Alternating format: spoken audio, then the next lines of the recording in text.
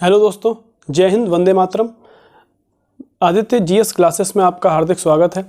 दोस्तों, आज एकेडमी में जो टेस्ट हुआ था, जो मैंने आज टेस्ट लिया था, आज उसका सॉल्यूशन मैं आपके सामने देने जा रहा हूं। और जिन लोगों ने टेस्ट दिया था या जिन्होंने नहीं भी दिया था, वो सब इस वीडियो को ज़रूर देखें। आपके लिए बहुत लाभदायक होने वाला है ये वीडियो। इसमें हम हिस्ट्री और ज्योग्राफी दोनों के क्वेश्चंस की चर्चा करेंगे जो मैंने एग्जाम में पूछे थे, और उसका एक एक्सप्लेनेशन देखने की कोशिश करेंगे। हम सिर्फ आंसर नहीं देखेंगे, बल्कि उसमें हम थोड़ी थोड़ी एक्सप्लेनेशन सबकी जो एग्जाम के पॉइंट ऑफ व्यू से इंपॉर्टेंट है वो भी देखने की कोशिश करेंगे। ओके, तो इससे आपका हिस्ट्री और ज्योग्राफी दोनों का रिवीजन भी हो जाएगा। सिर्फ मैंने उसमें 32 क्वेश्चंस पूछे थे, और हम उन 32 क्वेश्चंस को एक बार देखेंगे और फिर ये देखेंगे कि हमने कितना कुछ इसके बारे में जान लिया। ओके, तो उम्मीद है कि आपको इससे बहुत ज़्यादा बेनिफिट होगा। चलिए अब शुरू करते हैं उसका सॉल्यूशन। देखिए, ये क्वेश्चन, ये जो टेस्ट पेपर है, ये मेरे हाथ में है। जो आज टेस्ट वहाँ पर हुआ था, ये टेस्ट पेपर मेरे हाथ में है। तो यही आज टेस्ट हुआ वहाँ पर। तो इस टेस्ट पेपर में देखते हैं कौन कौन से क्वेश्चंस हैं और किस तरह से हमारी हिस्ट्री और ज्योग्राफी रिवाइज हो जाएगी। तो कुछ क्वेश्चंस इसमें वर्ल्ड ज्योग्राफी के भी हैं। ओके, चलिए शुरू करते हैं इसको। जैसे आज का पहला क्वेश्चन था, सिंधु घाटी सभ्यता के किस स्थल से कांसे की नर्तकी प्राप्त हुई है? तो देखिए, कांसे की नर्तकी, पहला क्वेश्चन यही है। कांसे की नर्तकी सिंधु घाटी सभ्यता के किस स्थल से प्राप्त हुई है? ऑप्शन है, आप कमेंट बॉक्स में आंसर बताइएगा क्या है। अगर आप वैसे ही बता सकते हैं बिना ऑप्शन के, तो बिना ऑप्शन के आंसर लिखिए। पहला ऑप्शन था मोहनजोदड़ो, पहला ऑप्शन था मोहनजोदड़ो। दूसरा ऑप्शन था हड़प्पा। तीसरा ऑप्शन था कालीबंगा। और चौथा ऑप्शन था मांडा। तो आपको बताना है कि कांसे की नर्तकी कहाँ से प्राप्त हुई थी। आप कमेंट बॉक्स में आंसर कर सकते हैं, और इसका सही आंसर है मोहनजोदड़ो। कहाँ से प्राप्त हुई थी? मोहनजोदड़ो। तो देखिए, थोड़ा सिंधु घाटी सभ्यता के बारे में हम देख लेते हैं। ये हमारा इंडिया का मैप है, रफली हमने इसको बना लिया। यहाँ पर इंडिया का मैप है। अब जब सिंधु घाटी सभ्यता की बात होती है, तो आपको पता है सिंधु घाटी सभ्यता के स्थल सिर्फ भारत में ही नहीं, बल्कि वर्तमान पाकिस्तान में भी पाए गए हैं। ये पाकिस्तान वाला एरिया है। और यहाँ पर अगर आप देखो तो हड़प्पा की बात करें, हड़प्पा और मोहनजोदड़ो दोनों स्थल कहाँ पाए गए हैं? पाकिस्तान में। ये हड़प्पा है H, ये मोहनजोदड़ो है, मोहनजोदड़ो या मोहनजोदड़ो जिसको आप कह सकते हैं। इसमें खास बात यह है कि जो मोहनजोदड़ो स्थल है वो सिंधु नदी के तट पर स्थित है। कौन सी नदी के? सिंधु नदी के तट पर। हड़प्पा ये रावी नदी के तट पर स्थित है, रावी नदी के, और दोनों ही स्थल कहाँ हैं? पाकिस्तान में। कालीबंगा ये भारतीय क्षेत्र में पड़ता है, भारतीय भूभाग में, और राजस्थान में पड़ता है। राजस्थान के हनुमानगढ़ जिले में पड़ता है। नोट डाउन करते जाइए, राजस्थान के हनुमानगढ़ जिले में पड़ता है। और ये घग्गर नदी के किनारे स्थित है। कौन सी नदी? घग्गर नदी के किनारे।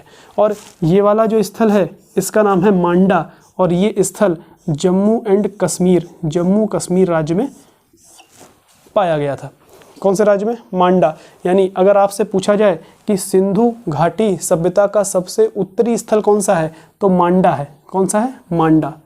मांडा ये जम्मू कश्मीर में है, मांडा। और ये किस नदी के किनारे मिला था? तो चिनाब। ये चिनाब नदी के किनारे, चिनाब, चिनाब नदी के किनारे। ओके, चलिए अब आगे बढ़ते हैं। हम अपना अगला क्वेश्चन देखते हैं। तो कांसे की नर्तकी कहाँ मिली है? मोहनजोदड़ो में कांसे की नर्तकी मिली है। इसके अलावा एक दो चीज़ और देख लीजिए। जैसे विशाल स्नानागार, बड़ा स्नानागार आपने सुना भी होगा, वो भी कहाँ मिला है? मोहनजोदड़ो में। पुजारी की मूर्ति, पुजारी की पत्थर की बनी मूर्ति, जिस चीज़ की ये बनी हुई है उसको सेलखड़ी कहते हैं। पुजारी की सेलखड़ी की मूर्ति कहाँ मिली है? वो भी मोहनजोदड़ो में मिली है। ठीक है, चलिए अब देखिए, ज़्यादा डिटेल में हम देख नहीं पाएंगे, क्वेश्चन पेपर डिस्कस कर रहे हैं, लेकिन जब इन टॉपिक्स को मैं आपको पढ़ाऊंगा तो आपको बहुत ज़्यादा हेल्प मिलेगी, और अगर आपने पहले से पढ़ रखा है तो आपको ज़्यादा फायदा होगा।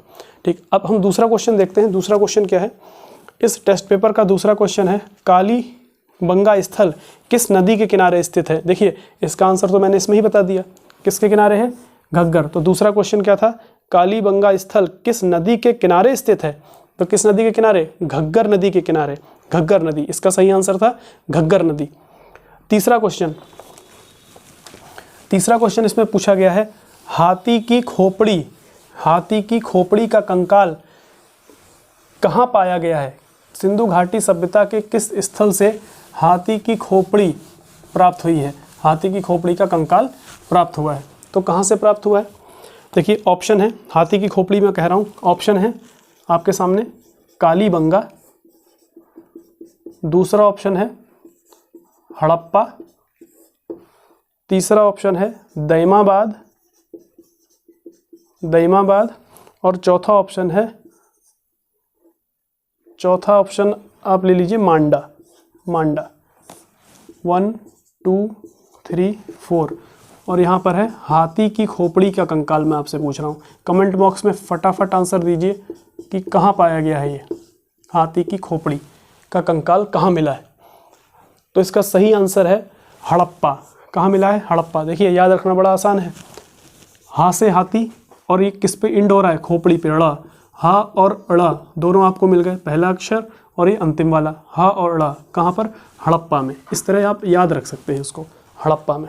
ओके, हमारा नेक्स्ट क्वेश्चन है, हाल ही में किस हड़प्पाई स्थल को यूनेस्को द्वारा विश्व विरासत स्थल घोषित किया गया है? अगला इस टेस्ट पेपर में यही क्वेश्चन है कि कौन सा विरासत स्थल, यानी किस हड़प्पाई स्थल को यूनेस्को द्वारा विश्व विरासत स्थल घोषित किया गया है? तो आपके सामने ऑप्शन है, ऑप्शन देखिए, राखीगढ़ी, दूसरा ऑप्शन है धौलावीरा, तीसरा ऑप्शन है मोहनजोदड़ो, और चौथा ऑप्शन है बनावली। तो आपको कमेंट बॉक्स में बताना है कि इसका सही आंसर क्या होगा। 1 2 3 4 बताइए। किसे यूनेस्को ने अभी हाल ही में विश्व विरासत स्थल घोषित किया है, विश्व धरोहर घोषित किया है? तो ध्यान रखिए सही आंसर है धौलावीरा। कौन सा? धौलावीरा को विश्व विरासत स्थल घोषित किया गया है, धौलावीरा को। इस चीज़ को ध्यान रखना। चलिए, धौलावीरा की एक मैं आपको खास बात बता दूं, ये एक ऐसा सिंधु घाटी सभ्यता के स्थलों में ऐसा स्थल है जो 3 भागों में बना हुआ है। कितने भागों में बना हुआ है? 3, यानी 3 भागों में बटा हुआ है। जबकि ज़्यादातर स्थल जो पाए गए हैं वो 2 भागों में बटे हुए हैं। 2 भागों में, एक ऊपरी हिस्सा है, एक निचला हिस्सा है। ऊपरी हिस्से को कहा जाता था दुर्ग और निचले हिस्से को निचला नगर। लेकिन यहाँ कितने हिस्से पाए गए हैं?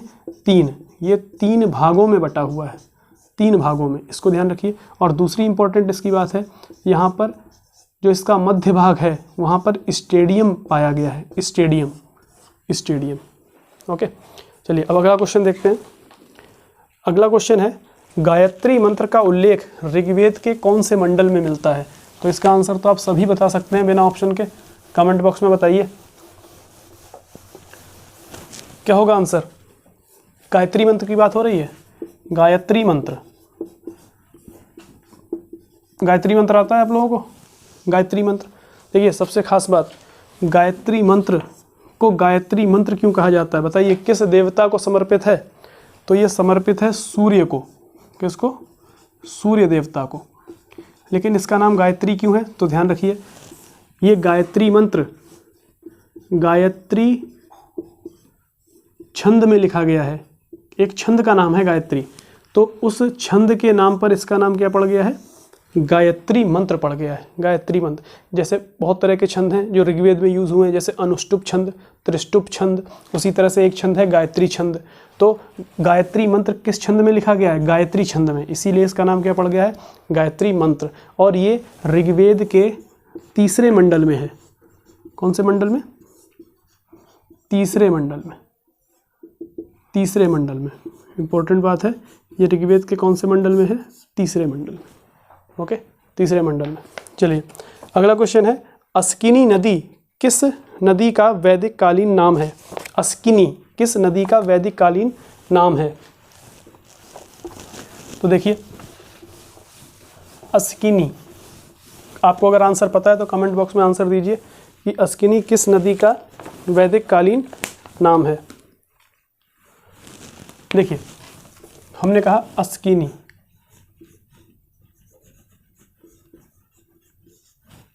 अस्किनी, ये चिनाब नदी का वैदिक कालीन नाम है। यानी वैदिक काल में चिनाब नदी को क्या कहते थे? अस्किनी कहते थे। क्या कहते थे? अस्किनी। उसी तरह झेलम नदी, झेलम नदी को क्या कहा जाता था? झेलम नदी को कहा जाता था वितस्ता। ये वर्तमान में नाम है इन नदियों के, ये वर्तमान में नाम है, इस समय वर्तमान में नाम क्या है? ये। और वैदिक नाम ये है, ये वैदिक कालीन नाम है, वैदिक नाम ये रहे। तो झेलम का वैदिक नाम वितस्ता, चिनाब का वैदिक नाम अस्किनी, रावी नदी का पुरुषणी, रावी नदी का वैदिक नाम है पुरुषणी। व्यास नदी का वैदिक नाम है विपासा या विपास, एक ही बात है, विपासा या विपास। और फिर हमारे पास एक नदी है सतलज, इसका नाम है, वैदिक नाम है सतुद्री। इसका वैदिक नाम क्या है? सतुद्री। तो ध्यान रखिए, ये आपसे नाम पूछे जा सकते हैं। तो झेलम, चिनाब, रावी, व्यास, सतलज, ये मैंने आपको सिंधु नदी तंत्र में नदियाँ पढ़ाई थी। और इन पांचों नदियों को मिलाकर क्या कहा जाता था? पंचनद। क्या कहा जाता है? पंचनद। तो बताइए पंचनद में कितनी नदियाँ? 5। कौन सी? क्रम है इनका ये, उत्तर से दक्षिण, झेलम, चिनाब, रावी, व्यास, सतलज। और ये पांचों किसकी सहायक नदियाँ हैं? सिंधु की। तो जिन्होंने अभी तक सिंधु नदी तंत्र नहीं पढ़ा वो वीडियो में जाकर सिंधु नदी तंत्र पढ़े। ओके, चलिए अब इसको मिटा देते हैं और अगला क्वेश्चन देखते हैं।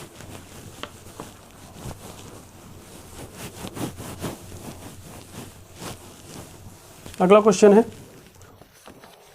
ऋग्वेद में जन शब्द का उल्लेख कितनी बार है? देखिए, शब्द का उल्लेख, कौन सा शब्द? जन। तो ध्यान रखिए, जन शब्द का उल्लेख ऋग्वेद में, और ये है ऋग्वेद में उल्लेख।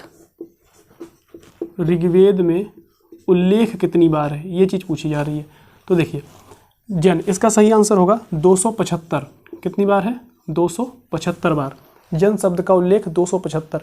लेकिन अगर यहीं पर ये जन को हम लिख दें जनपद, तो ऋग्वेद में जनपद का उल्लेख केवल एक बार है। पूछे हुए क्वेश्चन से, तो कुछ पूछे हुए क्वेश्चंस की किस शब्द का उल्लेख कितनी बार है वो मैं आपको एक एक करके बता देता हूँ, तो इससे आपको एग्जाम में थोड़ी हेल्प मिलेगी। जनपद का 1 बार, जन का 275 बार। इंद्र देवता हैं, इंद्र, इनका उल्लेख ऋग्वेद में 250 बार है। अग्नि का उल्लेख 200 बार है। अग्नि का उल्लेख कितनी बार है? 200 बार है। इसके अलावा कुछ इंपॉर्टेंट बात, जैसे सभा, समिति और विदत। अब ये क्या है, इनकी चर्चा हम डिटेल में करेंगे जब हम हिस्ट्री को पढ़ेंगे, एंशिएंट हिस्ट्री को जब पढ़ेंगे तब देखेंगे। अभी आप एग्जाम के पॉइंट ऑफ व्यू से जल्दी से इनको देख लीजिए। देखिए, सभा शब्द का उल्लेख ऋग्वेद में 8 बार है, समिति का 9 बार है और विदत का 122 बार है। ओके, अब एक चीज़, अभी कृषि कानून बड़ी खबरों में थे, तो आप कृषि भी लिख लीजिए। कृषि शब्द का उल्लेख कितनी बार है ऋग्वेद में? तो कृषि शब्द का उल्लेख ऋग्वेद में 24 बार है। कितनी बार? 24। तो ये कुछ इंपॉर्टेंट हैं जिनका उल्लेख किया गया है। इसके अलावा अगर आपको देखना हो कुछ इंपॉर्टेंट और, जैसे गंगा नदी का उल्लेख 1 बार है। गंगा का उल्लेख कितनी बार है? 1 बार। और यमुना का उल्लेख है 2 बार। ठीक, तो ये कुछ इंपॉर्टेंट है शब्द जिनका ऋग्वेद में उल्लेख हुआ है। कितनी बार हुआ इसको नोट डाउन कर लीजिए। ओके, नोट डाउन कर लीजिए, इसको पॉज करके वीडियो नोट डाउन कर लीजिए। ओके, अब आगे अगला क्वेश्चन देखते हैं। अगला क्वेश्चन है, निम्न में से कौन सा नगर सिकंदर द्वारा स्थापित नहीं किया गया है? तो सिकंदर ने कौन सा नगर नहीं बसाया, ये आपको आंसर देना है। तो देखिए, इसका आंसर है बेबीलोनिया। तो जिन्होंने एग्ज़ाम दिया था तो वो लोग, उनके पास पेपर है, वो देख सकते हैं। इसका आंसर क्या है? बेबीलोनिया। तो सिकंदर द्वारा बसाए गए नगर देख लीजिए आप। सिकंदर द्वारा बसाए गए नगर, प्रमुख नगर हम देखेंगे कौन से बसाए हैं। देखिए, पहला है निकैया, निकैया, और एक नगर है बुकैफला। कौन सा? बुकैफला। ये दो इंपॉर्टेंट नगर हैं जो सिकंदर ने बसाए थे। ये देखिए, और इसमें जो ऑप्शन है बेबीलोनिया, वो आंसर नहीं होगा। बेबीलोनिया सिकंदर ने नहीं बसाया, ठीक है, बेबीलोनिया सिकंदर ने बसाया नहीं, सिकंदर ने वहाँ कब्जा किया था। और बेबीलोनिया वर्तमान में किस जगह पर है? इराक में। तो निकैया, इस नगर की स्थापना सिकंदर ने कब की? जब सिकंदर ने राजा पुरु को हराया। पुरु को हराने के बाद इस नगर की स्थापना की है। तो ध्यान रखिएगा, पुरु को हराने के बाद निकैया नगर की स्थापना की है। बुकैफला, इसने अपने घोड़े के नाम पर नगर बसाया है। तो सिकंदर के घोड़े का नाम अगर आपसे पूछेगा तो क्या है? सिकंदर के घोड़े का नाम है बुकैफला। ये हम हिंदी में बोल रहे हैं बुकैफला, तो अगर यूनानी भाषा में, ग्रीक भाषा में बोलें तो उसके घोड़े को कहा जाता है बुकैफलस। क्या कहा जाता है? बुकैफलस। लेकिन हम लोग क्या कहेंगे? बुकैफला। तो बुकैफला नगर किसके नाम पर बसाया? अपने घोड़े के नाम पर। ठीक, एक युद्ध में इसका घोड़ा मारा गया था, तो जिस जगह घोड़ा मारा गया वहीं पर इसने एक नगर बसाया, बुकैफला। ओके, चलिए अगला क्वेश्चन है, झेलम का युद्ध किन दो शासकों के बीच में लड़ा गया? देखिए ये क्वेश्चन बहुत बार पूछा गया है, तो एक बार आप झेलम का युद्ध देख लीजिए। थोड़ा हम फास्ट कर रहे हैं इसमें ताकि पेपर भी रिवाइज हो जाए और आपको थोड़ी इंपॉर्टेंट बातें भी पता लग जाएं। और जो लोग अभी जिनका जीडी का एग्ज़ाम नहीं हुआ है, एसएससी जीडी का, वो लोग इस वीडियो को ज़रूर देखें, काफ़ी ज़्यादा हेल्प मिलेगी आपको जीएस में। झेलम का युद्ध, झेलम का युद्ध, तो ध्यान रखिए, झेलम नदी का अभी मैंने आपको वैदिक नाम बताया था, तो झेलम नदी का वैदिक नाम क्या है? वितस्ता। तो इस युद्ध को एक और नाम दिया जाता है, वितस्ता का युद्ध। इसको वितस्ता का युद्ध भी कहते हैं। लेकिन जो सिकंदर था, यानी जो यूनानी लोग थे, जो यूनान के थे, वो झेलम नदी को वितस्ता नहीं कहते थे, वो कहते थे हाइडेस्पीज। क्या कहते थे? हाइडेस्पीज। तो इसका एक और नाम हो गया हाइडेस्पीज। अब इस युद्ध के कितने नाम हो गए? 3 नाम।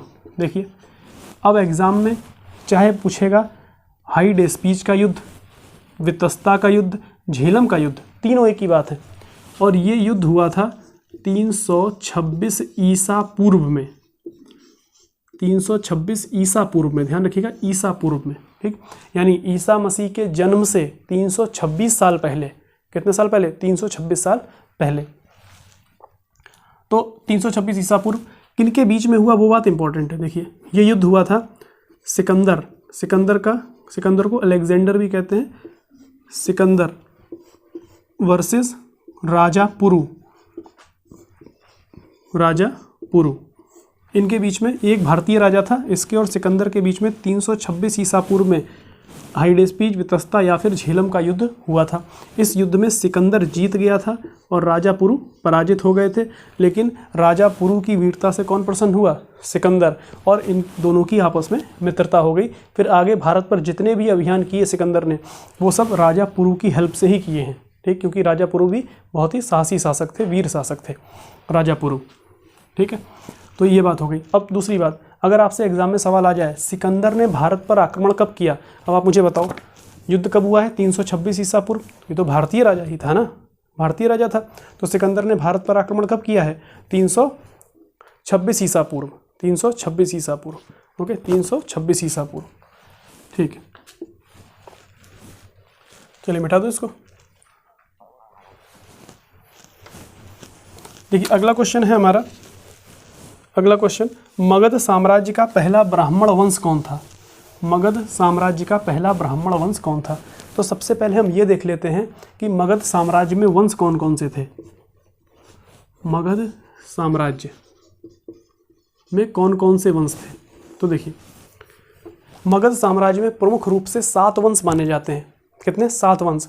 लेकिन अगर आप पौराणिक कथाओं के अनुसार देखें तो 8 वंश हो जाएंगे, क्योंकि पौराणिक कथा ये कहती हैं कि मगध का जो पहला राजवंश था वो था बृहद्रथ राजवंश। कौन सा वंश? बृहद्रथ वंश। बृहद्रथ वंश, जिसमें एक शासक हुआ था जरासंध।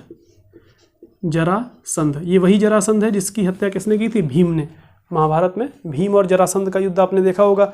वो पहले जो दोनों का मल्ल युद्ध होता है और उसमें भीम उसको बीच में से फाड़ देता है और उसके बाद इधर उधर डायरेक्शन में फेंक देता है, फिर वो जुड़ नहीं पाता है। अगर उसको इधर उधर करके ना फेंका जाए, जैसे मान लीजिए इस तरह है, जैसे ये जरासंध है, तो भीम जब जरासंध को मारते थे तो उसको बीच में से अलग कर देते थे, और अलग करके ये वाला हिस्सा, अब देखिए इसको देखिए ध्यान से, जैसे बीच में से जरासंध को अलग कर दिया, उसके बाद ये वाला हिस्सा जो है इधर फेंक दिया, ये वाला इधर फेंक दिया। लेकिन जैसे ही ऐसा होता था वो थोड़ी देर में फिर जुड़ जाता था, फिर भीम उसको मारते थे, फिर इधर फेंकते थे, फिर इधर फेंकते थे, वो फिर जुड़ जाता था थोड़ी देर में ऐसे।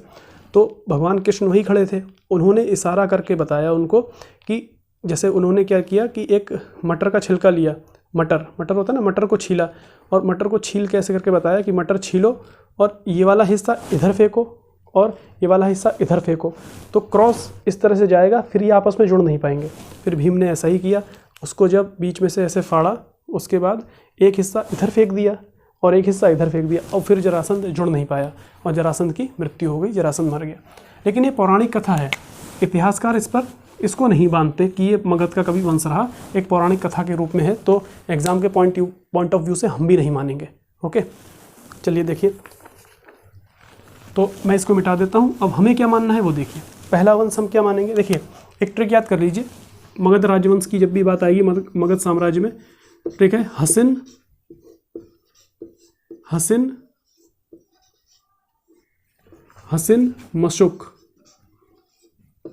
मशुक सा। कौन सी ट्रिक है, हसिन मशुक सा। ठीक, जो ऑफलाइन पढ़ते हैं मैंने उन सबको ये बात बताई है कि अगर आपको राजवंश याद नहीं हो रहे हैं तो आप इसका नाम याद कर लीजिए, आपको एग्जाम में याद आ जाएगा, हसिन मशुक सा। अब देखिए, ह से हर्यक वंश, कौन सा वंश, हर्यक वंश। सी से शिशुनाग वंश। ना से नंदवंश। माँ से मौर्य वंश।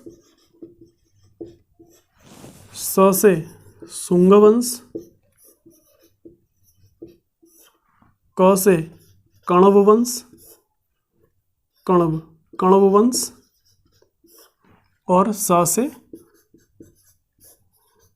सातवाहन वंश। ये 7 वंश हुए हैं, कितने, 1 2 3 4 5 6 और 7, ये 7 वंश हुए हैं मगध में। तो देखिए सबसे पहला ये क्रम है, सबसे पहले हर्यक, फिर शिशुनाग, फिर नंद, फिर मौर्य, फिर शुंग, फिर कण्व, फिर सातवाहन। अब एक बार मेरे साथ बोलिए, हसिन मशुक सा, बोलिए हसिन मशुक सा, बोलिए एक बार हसिन मशुक सा, बोलिए हसिन मशुक सा, बार बार बोलिए हसिन मशुक सा। अब बताइए, हसिन, ह सी न, पहले 3, हर्यक, शिशुनाग और नंद। हसिन, हर्यक, शिशुनाग, नंद। मशुक, मौर्य, शुंग और कण्व, और सा माने सातवाहन। और इसको याद रखना तो बहुत आसान है, सातवाहन 7वें नंबर पे, इस पे आ रहा है 7, 7वें नंबर पे कौन, सातवाहन। अब मेरी बात ध्यान से सुनिए, ये जो 3 वंश हुए, ये जो 4 वंश हुए, हर्यक, शिशुनाग, नंद और मौर्य, इन ऐसा माना जाता है इन चारों वंश के जो शासक थे, जो संस्थापक या इनके शासक, वो शूद्र वर्ण से थे। कौन से वर्ण से, शूद्र वर्ण। हिंदू धर्म में कितने वर्ण हैं, 4, ब्राह्मण, क्षत्रिय, वैश्य और शूद्र। तो ये किससे थे, शूद्र वर्ण से। लेकिन बाद के ये तीनों जो वंश हुए, ये ब्राह्मण वर्ण के थे। कौन सा वर्ण था ये, ब्राह्मण वर्ण। अब आप मुझे बताइए, क्वेश्चन क्या है, क्वेश्चन है मगध साम्राज्य का पहला ब्राह्मण वंश कौन है। तो आप मुझे खुद बताओ, क्या इन चारों में से कोई आंसर होगा, नहीं होगा। इन तीनों में से कौन सा आंसर होगा, क्रम है ये, तो पहले कौन आए, शुंग, तो आंसर क्या होगा, शुंग वंश। तो मगध साम्राज्य का पहला ब्राह्मण वंश कौन था, शुंग वंश। और पहला ब्राह्मण शासक कौन था, शुंग वंश का संस्थापक कौन, पुष्यमित्र शुंग। कौन सा, पुष्यमित्र शुंग। तो हम ऐसा करते हैं, इन सबके संस्थापक एक बार लिख लेते हैं, ताकि आपको कम से कम संस्थापक तो याद रहें कि संस्थापक थे कौन। देखिए सबसे पहला है हर्यक वंश। हर्यक वंश का संस्थापक था, आप लोग कमेंट बॉक्स में कमेंट करिए और 7 के नाम एक बार लिख के बताइए। अगर आप मुझसे पहले लिख सकते हैं तो लिख के बताइए। एक जो लिखेगा, जो लिख के बताएगा, उसका नाम मैं अगली वीडियो में लूँगा। ओके, ठीक है, नाम लूँगा। और जो ऑफलाइन कोचिंग में मिलेंगे उनका नाम कोचिंग में लूँगा। ठीक है, चलिए बताइए कौन है, बिंबिसार। इस वंश का संस्थापक कौन था, बिंबिसार। शिशुनाग वंश का संस्थापक था शिशुनाग, स्वयं शिशुनाग। ठीक है, ये सब हम शॉर्ट में भी पढ़ रहे हैं, जब डिटेल में पढ़ेंगे तो इन वंशों के बारे में हमको पढ़ना है। नंद वंश का संस्थापक कौन था? महापद्म नंद। कौन था? महापद्म नंद। मौर्य वंश का संस्थापक कौन था? चंद्रगुप्त मौर्य। सम्राट चंद्रगुप्त मौर्य, इन्हें पहला अखिल भारतीय सम्राट भी माना जाता है, चंद्रगुप्त मौर्य। शुंग वंश के संस्थापक कौन था? पुष्यमित्र शुंग, जो कि मगध साम्राज्य का पहला ब्राह्मण शासक भी था, पुष्यमित्र शुंग।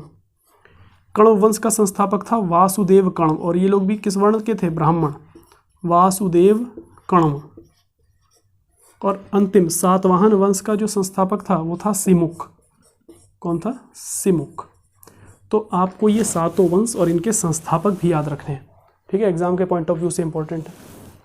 इसके बाद आज का अगला क्वेश्चन है, इंडिका पुस्तक के लेखक कौन है? इंडिका पुस्तक, तो देखिए यहीं पर इसको समाप्त कर लें। इंडिका पुस्तक की बात हो रही है, तो चंद्रगुप्त मौर्य के दरबार में एक यूनानी शासक ने अपना राजदूत भेजा। उस यूनानी शासक का नाम था सेल्यूकस निकेटर। क्या नाम था? Seleucus Nicator. और वो सिकंदर की सेना में सेनापति था, लेकिन सिकंदर तो अपना साम्राज्य छोड़ के चला गया, भारत से वापस चला गया, लेकिन अपने सेनापति को तो यहीं छोड़ गया। वो राज्य करने लगा, लेकिन उसका युद्ध हुआ चंद्रगुप्त मौर्य से।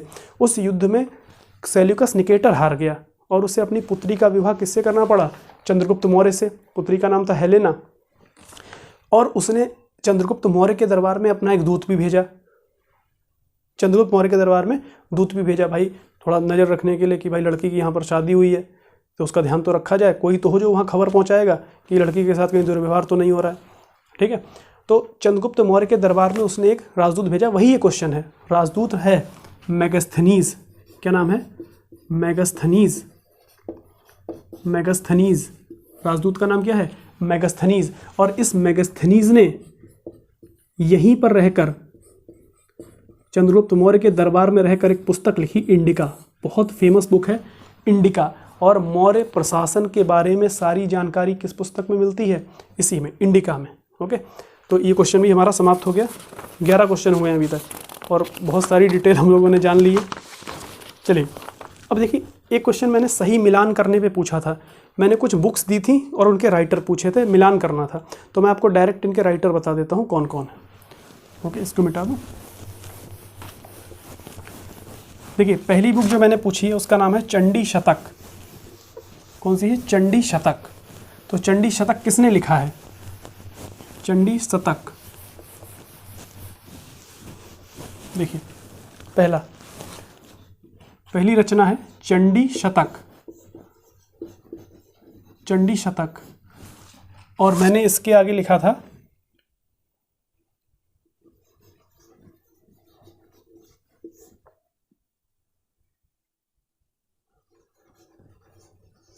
पृथ्वी भट्ट, या इसको आप लिख लीजिए वलीवर्द। वलीवर्द। दूसरा था पृथ्वीराज रासो। ये भी मिलान करेंगे हम लोग, अभी ये सही आंसर नहीं है। पृथ्वीराज रासो। और इसके सामने मैंने लिखा था बाणभट्ट। बाणभट्ट। और पृथ्वीराज रासो तो आप सबको पता है किसने लिखी है, तो कमेंट बॉक्स में कमेंट कीजिए किसने लिखी है पृथ्वीराज रासो। अगला है प्रबंध चिंतामणि। अगला है प्रबंध चिंतामणि। और इसके आगे मैंने लिखा था शीतलय सत्तनार। लेखक का नाम क्या लिखा है? शीतलय सत्तनार। इसके बाद मैंने अगला क्वेश्चन में लिखा है इसमें मणि मेखलय। रचना का नाम है मणि मेखलय।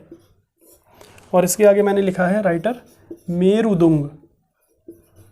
मेरुदुंग। ये था क्वेश्चन, ठीक। ए, बी, सी और डी ये मैच करने हैं आपको। तो आप मुझे खुद बताइए चंडी शतक किसने लिखी है? मैं इसको मिटा देता हूँ क्योंकि आंसर तो मैंने लगवा दिया था आपको आंसर पता भी है, लेकिन एक बार हम देख लेते हैं। चंडी शतक लिखी है बाणभट्ट ने। किसने लिखी है? बाणभट्ट ने। एक मिनट, ब्लैक ले लेता हूँ एक बार मार्कर। चंडी शतक किसने लिखी है? बाणभट्ट ने। ओके, बाणभट्ट। चंडी शतक बाणभट्ट। पृथ्वीराज रासो लिखी है चंद्रबरदाई ने। सबको पता है चंद्रबरदाई, और चंद्रबरदाई का ही एक नाम था भट्ट, पृथ्वी चंद नाम था, और ये कौन थे? भट्ट थे, भाट थे, तो इनका नाम है पृथ्वी भट्ट, या इन्हीं का एक नाम था वलीवर्द। तो ये एक ही व्यक्ति, बस आप यहीं कंफ्यूज हो गए होंगे, बाकी कहीं नहीं। पृथ्वी भट्ट या वलीवर्द या चंदबरदाई, एक ही बात है। तो ये व्यक्ति कौन है? चंदबरदाई, चंदबरदाई, ठीक, चंदबरदाई, चंदबरदाई। प्रबंध चिंतामणि के लेखक हैं मेरुदुंग, और मणि मेखले के लेखक हैं शीतलय सत्यनार। ठीक, तो इस चीज़ को आपको ध्यान रखना है, इन रचनाओं को आप लिख लीजिए, एग्जाम के पॉइंट ऑफ व्यू से इंपॉर्टेंट है। अगला क्वेश्चन देखते हैं। अगला क्वेश्चन था अशोक द्वारा लुम्बिनी की यात्रा कब की गई? तो देखिए, सम्राट अशोक, इनके बारे में कुछ बातें जान लीजिए, थोड़ी सी, ज़्यादा नहीं। सम्राट अशोक का जो राज्याभिषेक हुआ है वो 269 ईसा पूर्व में हुआ है। कब हुआ? 269 ईसा पूर्व। इनके जीवन की एक बड़ी प्रसिद्ध घटना है कलिंग पर आक्रमण, कलिंग पर आक्रमण। और इन्होंने अपने राज्याभिषेक, ये 269 में क्या हुआ है इनका? राज्याभिषेक, यानी ये इन्होंने अपना राज्याभिषेक करवाया है, गद्दी पर बैठे हैं 269 ईसा पूर्व में। और इन्होंने अपने राज्याभिषेक के 8वें वर्ष, ध्यान रखिएगा, राज्याभिषेक के 8वें वर्ष कलिंग पर आक्रमण कर दिया। कहाँ आक्रमण किया? कलिंग पर। तो कलिंग पर आक्रमण कब हुआ? 8वें वर्ष, यानी -8 कीजिए, 261 ईसा पूर्व।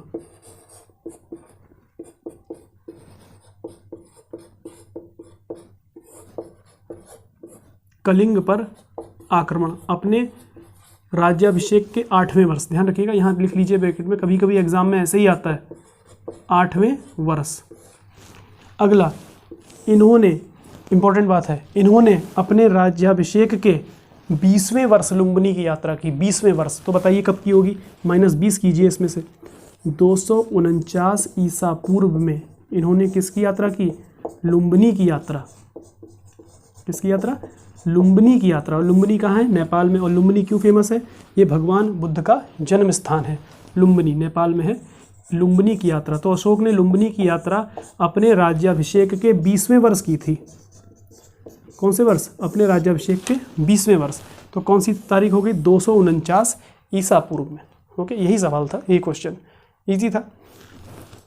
अब देखिए, इसके बाद एक क्वेश्चन है,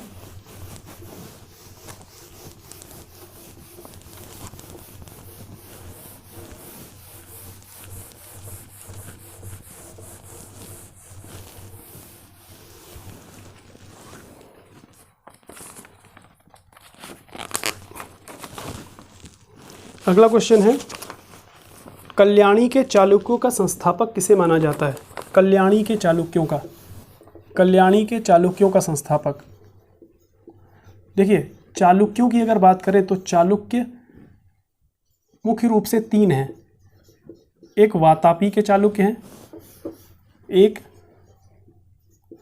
वेंगी के चालुक्य हैं, और एक कल्याणी के चालुक्य हैं। चालुक्य कितने हैं? 3 चालुक्य हैं, मतलब 3 इनकी शाखाएं हैं, कह लीजिए आप, चालुक्य 3, 1, 2 और 3। तो अगर आपसे कहा जाए वातापी के चालुक्यों का संस्थापक कौन है, तो देखिए, कई बार तो संस्थापक मिलता है पुलकेशिन प्रथम। कौन सा मिलता है? पुलकेशिन प्रथम। और कई एग्जाम्स में इस आंसर को सही भी माना गया है, लेकिन कहीं कहीं नाम मिलता है एक, कहीं कहीं नाम मिलता है जय सिंह। क्या नाम मिलता है? जय सिंह। जय सिंह नाम मिलता है कहीं कहीं। क्या नाम मिलता है? जय सिंह। लेकिन अगर आपको ऑप्शन में जय सिंह नहीं दिखता तो आप टिक करेंगे पुलकेशिन को। किसको? पुलकेशिन। पुलकेशिन प्रथम, ध्यान रखिएगा, द्वितीय नहीं, पुलकेशिन प्रथम। और जब हम दक्षिण भारत के राजवंशों को पढ़ेंगे तो इसको और डिटेल में जानेंगे, लेकिन अभी जो लोग जीडी का एग्जाम देने जा रहे हैं वो बस इतनी बात याद करके जाएं। ओके, तो संस्थापक है कौन? जय सिंह। लेकिन वास्तविक संस्थापक, या आप कह लो संस्थापक, अगर ये नहीं दिया है जय सिंह तो क्या लगाएंगे? पुलकेशिन। और ध्यान रखें, दोनों अगर दे दिए तो आप जय सिंह लगाना। तो मैंने दोनों बातें क्लियर कर दी। ओके, वेंगी, वेंगी का संस्थापक है विष्णुवर्धन। कौन है? विष्णुवर्धन। और ये विष्णुवर्धन पुलकेशिन सेकंड का भाई है। ध्यान रखिए, फर्स्ट का नहीं, पुलकेशिन सेकंड का भाई है। अगला, कल्याणी, कल्याणी के चालुक्यों का संस्थापक है तैलप। कौन है? तैलप सेकंड। इन तीनों को आप याद कर लीजिए, ठीक। और सबसे इंपॉर्टेंट ये वाला है, कल्याणी के चालुक्यों का संस्थापक है तैलप सेकंड। तैलप सेकंड, इसने किया क्या था? इसने राष्ट्रकूट शासक, राष्ट्रकूट वंश के अंतिम शासक, राष्ट्रकूट वंश के अंतिम शासक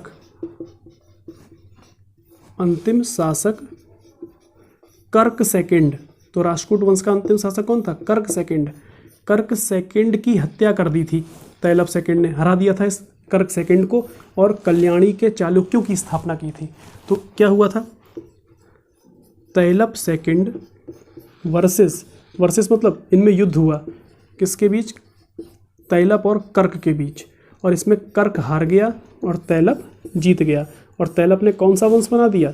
कल्याणी का चालुक्य वंश, कल्याणी का चालुक्य वंश। मिटा दो इसको, ठीक। अब देखिए यहाँ पर एक वंश और आ गया, ये राष्ट्रकूट वंश।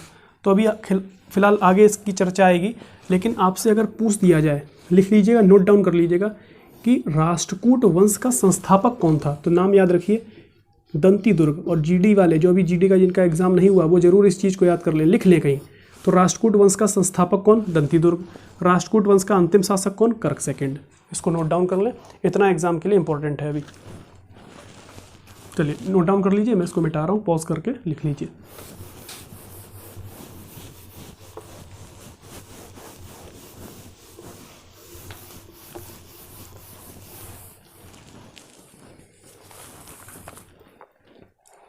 अगला क्वेश्चन इसमें है हमारा, तंजावुर के प्रसिद्ध बृहदेश्वर मंदिर का निर्माण किस शासक ने कराया? देखिए मंदिर का नाम है क्या? बृहदेश्वर का मंदिर, बृहदेश्वर मंदिर। और ये मंदिर है कहाँ? तंजावुर में, तंजौर जिसको कहते हैं, तंजावुर में। और तंजावुर कहाँ है? तमिलनाडु में। कहाँ है? तमिलनाडु में। और इस मंदिर का निर्माण जिस शासक ने कराया बहुत इम्पोर्टेंट है, इस मंदिर का निर्माण कराया था राजराज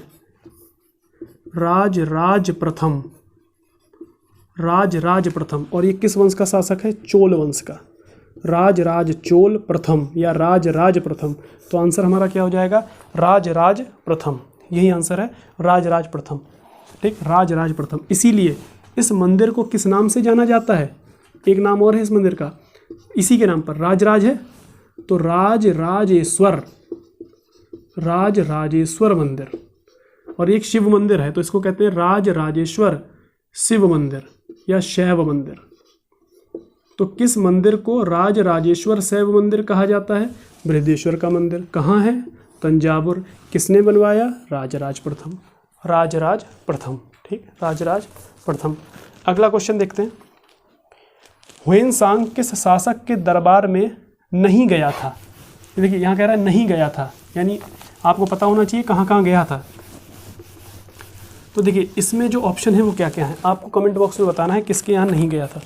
ह्वेनसांग किस शासक के दरबार में नहीं गया था? क्वेश्चन में फिर रिपीट कर रहा हूँ, ह्वेनसांग किस शासक के दरबार में नहीं गया था? ह्वेनसांग किस शासक के दरबार में नहीं गया था? तो नहीं बताना है आपको। तो पहला ऑप्शन है, इसमें मैंने पहला ऑप्शन दिया है हर्षवर्धन। दूसरा ऑप्शन मैंने इसमें दिया है पुलकेशिन सेकंड। तीसरा ऑप्शन इसमें मैंने दिया है नरसिंह वर्मन फर्स्ट। और चौथा ऑप्शन मैंने दिया है राजेंद्र चोल प्रथम। तो आपको ये बताना है किसके दरबार में नहीं गया था, ध्यान रखिए नहीं गया था। तो देखिए हर्षवर्धन के दरबार में तो रहता था ये, तो ये तो आंसर हो नहीं सकता, इसके दरबार में तो रहता था। पुलकेशिन सेकंड ने किसको हराया था? हर्षवर्धन को, नर्मदा नदी के तट पर। जो मैं बोल रहा हूँ उसको भी नोट करते रहिए, लिख नहीं रहा हूँ लेकिन बोल रहा हूँ, ठीक है, बोल रहा हूँ। बोली हुई चीज़ ज़्यादा इंपॉर्टेंट होती है, सीधे एग्जाम में आती है, फिर आप कहते हो सर आपने बोली थी, एग्जाम में आ गई, हम लिख नहीं पाए। तो भैया लिख लो, नहीं बाद में पछताओगे, समझ लो, ठीक, लिख लो। कह रहे हैं, प्यार से कह रहे हैं लिख लो, ओके, लिख लो, बिल्कुल लिख लो भैया। हर्षवर्धन पुलकेशिन सेकंड इसके दरबार में गया था, क्योंकि उसने देखा भाई हर्षवर्धन को किसने हरा दिया, पहुंचा इसके दरबार में। अब ये नरसिंह वर्मन जब आया, नरसिंह वर्मन पल्लव वंश का शासक है, ये कौन से वंश का? पल्लव वंश का, और ये चालुक्य वंश का। ये चालुक्य है। कौन सा चालुक्य है? वातापी का चालुक्य, जो भी मैंने 3 बताए, वातापी का चालुक्य, चालुक्य वंश का। और ये कौन से वंश का है? पुष्यभूति वंश का, या फिर इसी वंश को हम कहते हैं वर्धन वंश, पुष्यभूति वंश का। ठीक, तो हर्षवर्धन के दरबार में रहता था, पुलकेशिन सेकंड के दरबार में भी गया। इन दोनों का युद्ध हुआ था तो कौन जीता था? पुलकेशिन। इसके यहाँ भी गया एक बार देखने के लिए। फिर नरसिंह वर्मन पल्लव वंश का था, उसने हरा दिया पुलकेशिन सेकंड को, पुलकेशिन सेकंड को हरा दिया। जब पुलकेशिन सेकंड को हरा दिया तो हिमसांग पहुंच गया इसके यहाँ भी। लेकिन ध्यान रखें, राजेंद्र चोल के दरबार में नहीं गया था। तो आंसर हमारा क्या हो जाएगा? राजेंद्र चोल। ध्यान रखेंगे, इन तीनों के दरबार में गया है। यहाँ तक हिमसांग तो कश्मीर भी गया है, मैंने आपको क्लास में पढ़ाया। हिमसांग कहाँ गया है? कश्मीर भी गया है। और जिस समय वो कश्मीर में गया है उस समय कश्मीर में कारकोटा वंश का शासन था, कारकोट वंश या कारकोटा वंश। ये कारकोट वंश कहाँ था? कश्मीर में। तो किस वंश का शासन था उस समय? कारकोट वंश का। और राजा कारकोट वंश का कौन था जब हिमसांग पहुंचा? दुर्लभ वर्धन। क्या नाम था? दुर्लभ वर्धन। नोट डाउन कर लीजिए इन चीज़ों को जो मैंने बोला, एक बार रिवाइंड कर लीजिए। और आज अगर मैं इस वीडियो में थोड़ा ज़्यादा तेज बोल रहा हूँ तो थोड़ा सा स्लो करके सुन लीजिए। ओके, चलिए। देखिए, पेपर सॉल्व कराने के लिए थोड़ा सा जल्दी करना ही पड़ेगा। मैं कोई टॉपिक पढ़ाता हूँ तो बड़े आराम से पढ़ाता हूँ, तब मैं खुद लिख देता हूँ नीचे कि 1.5 स्पीड पर देखें। ठीक है, इसको स्पीड कम करके देख लें, 0.75 पे देख लें। चलिए, देखिए, जिनकी चीज़ें पढ़ी हुई हैं, जिन्होंने पढ़ा रखा है, उनको समझ में आ रहा होगा। ठीक, अगला क्वेश्चन है, चीनी जनरल पान चाओ को हराने वाला शासक निम्न में से कौन था? तो देखिए, मैंने क्या लिखा है? चीनी जनरल पान चाओ। ठीक, जब कुषाण वंश का शासन था भारत पर तो चीन में ये व्यक्ति शासन कर रहा था, पान चाओ। नाम क्या है? पान चाओ। और क्लास में मैंने बताया कैसे याद करना है, क्लास में मैंने क्या बताया था, कैसे याद करना है पान चाओ का नाम? कमेंट बॉक्स में बताइए कैसे याद करना है। मैं नहीं बता रहा हूँ यहाँ, कमेंट बॉक्स में बताइए मैंने क्या बताया था। पान चाओ याद करने के लिए क्या याद कर लो, आप लोग बताइए कमेंट करके। और जो कमेंट करके बताएगा उसका नाम अगले वीडियो में लिया जाएगा। ओके, बताओ। तो इसका युद्ध कुषाण शासकों से हुआ है। किससे हुआ है? कुषाण वंश से, कुषाण वंश के शासकों से। तो पहला शासक जो था जिससे इसका युद्ध हुआ वो था विमकटफिसस। कौन था? विमकटफिसस या विमकटफिस, एक ही बात है। इन दोनों का जब युद्ध हुआ तो पांचाल जीत गया और ये विमकटफिस हार गया। तो ये तो आंसर हो नहीं सकता, विमकटफिस दिया है इसमें, आंसर ये नहीं होगा, क्योंकि पूछ रहा है कि हराने वाला, पांचाल को हराया किसने। इस विमकटफिस के बाद अगला शासक आया इस वंश में, कनिष्क। कौन आया? कनिष्क। अब इस कनिष्क का युद्ध हुआ, इससे पहला युद्ध हुआ तो ये जीत गया और ये कनिष्क हार गया। लेकिन दूसरा युद्ध हुआ तो कनिष्क जीत गया और ये हार गया। तो बताइए पांचाल को हराने वाला शासक इनमें कौन है? तो कनिष्क है। आंसर क्या है? कनिष्क है। तो इसको हटा दीजिए अब। ठीक, इतनी बात समझ में आ गई? यही आंसर, इसका आंसर होगा। और आप कमेंट बॉक्स में ज़रूर बताइए पांचाल का नाम कैसे याद रखना है। चलिए, अगला क्वेश्चन है, एलोरा के कैलाश मंदिर का निर्माण किस शासक ने कराया? देखिए, बहुत बार रिपीट क्वेश्चन है ये। एलोरा के कैलाश मंदिर का निर्माण, एलोरा के कैलाश मंदिर का निर्माण किसने करवाया? एलोरा के कैलाश मंदिर का निर्माण, एलोरा का कैलाश मंदिर। तो ध्यान रखिए, एलोरा का कैलाश मंदिर कह रहा है, एलोरा, ध्यान रखिएगा, एलोरा का कैलाश मंदिर। क्यों? क्योंकि एक सवाल पूछा जाता है कांची का कैलाश मंदिर किसने बनवाया? तो 2 कैलाश मंदिर हो गए, एक कांची का कैलाश मंदिर, एक एलोरा का। तो एलोरा के कैलाश मंदिर की बात आएगी तो ये मंदिर बनवाया था कृष्ण प्रथम ने। शासक का नाम क्या है? कृष्ण प्रथम। और ये किस वंश का है? राष्ट्रकूट वंश का। वही राष्ट्रकूट वंश जिसका शासक, जिसका संस्थापक कौन था? अभी मैंने बताया था, दंती दुर्ग। कौन था? दंती दुर्ग। और दंती दुर्ग के बाद ही ये व्यक्ति शासक बना था और ये दंती दुर्ग का चाचा था। ये कौन था? दंती दुर्ग का चाचा। क्लास में मैंने ये बात बताई है, दंती दुर्ग का चाचा। और आने वाले वीडियोस में हम जब सब वंश कवर करेंगे ऑनलाइन तो हम सारी चीज़ें पढ़ेंगे। ठीक, कृष्ण प्रथम, इसने एलोरा में क्या बनवाया था? कैलाश मंदिर की स्थापना की थी, कैलाश मंदिर की स्थापना। इस चीज़ को आप ध्यान रखें। ठीक, अगला क्वेश्चन देखते हैं। अगला क्वेश्चन ज़्यादा ही क्वेश्चन हो गए क्या? 32 क्वेश्चंस में देखिए कितना हो गया, काफ़ी लंबा वीडियो हो जाएगा लगता है। लगता है अगला पार्ट अगले में लाना पड़ेगा मुझे, अगले वीडियो में। चलिए, मत्त विलास प्रहसन किसकी रचना है? रचना का नाम है मत्त विलास प्रहसन। देखिए ये एक हास्य ग्रंथ है, इसका नाम ही देखिए प्रहसन लिखा है ना, तो हसन हंसना समझ लो आप, हसन हंसना, हसन हंसना, ठीक है, हसन हंसना। एक जब हम लाइव वीडियो करते हैं तो एक आते हैं हमारे स्टूडेंट फ़खरुल हसन, तो हसन, ठीक वही हसन है, तो प्रहसन हंसना। मत्त विलास प्रहसन, इस पुस्तक की रचना किसने की है? ये क्या है? पहली बात तो ये हास्य ग्रंथ है, हास्य ग्रंथ, ठीक, एक कॉमेडी का ग्रंथ है, हंसी मजाक, ठीक, हास्य ग्रंथ। तो इसमें पूछ रहा है आपसे इसकी रचना किसने की है, तो ध्यान रखिए इसकी रचना की है पल्लव वंश के शासक ने। नाम क्या है उसका? पल्लव वंश के शासक महेंद्र वर्मन प्रथम। किसने की है? महेंद्र वर्मन प्रथम, महेंद्र वर्मन प्रथम, ठीक, महेंद्र वर्मन प्रथम। इन्होंने कौन सी पुस्तक लिखी है? मत्त विलास प्रहसन, मत्त विलास प्रहसन। और इनकी उपाधि भी थी मत्त विलास। इनकी उपाधि क्या है? देखिए, दो उपाधियाँ लिख लीजिए इनकी। एक उपाधि इनकी है मत्त विलास, तो ऐसे याद हो जाएगा आपको। मत्त विलास किसकी उपाधि है? तो महेंद्र वर्मन, माँ से मत्त विलास, माँ से महेंद्र वर्मन, फर्स्ट, फर्स्ट ध्यान रखिएगा, फर्स्ट, क्योंकि एक सेकंड भी आएंगे इस वंश में। मत्त विलास किसकी उपाधि है? महेंद्र वर्मन फर्स्ट की। और क्या पुस्तक लिखी है? मत्त विलास प्रहसन, मत्त विलास प्रहसन, ठीक, प्रहसन। और ये देखिए मत्त विलास, एक उपाधि इनकी है विचित्र चित्त, और ये बड़ी इंपॉर्टेंट है, एग्जाम में पूछा हुआ है। पल्लव वंश के किस शासक को विचित्र चित्त के नाम से जाना जाता है? ठीक, जो लोग कल कुछ लोग कमेंट कर रहे थे सर किस तरह के क्वेश्चन पूछे जाते हैं वो भी बताइए। तो देखिए मैं क्वेश्चन पेपर ही तो पढ़ रहा हूँ, सारे आए हुए क्वेश्चन हैं, सब प्रीवियस ईयर क्वेश्चन।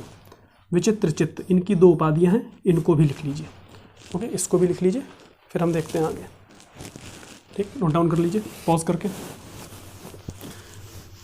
तो देखिए वीडियो पूरा देखिए और बताइए आपको चीज़ें समझ में आती हैं कि नहीं आती हैं, ओके।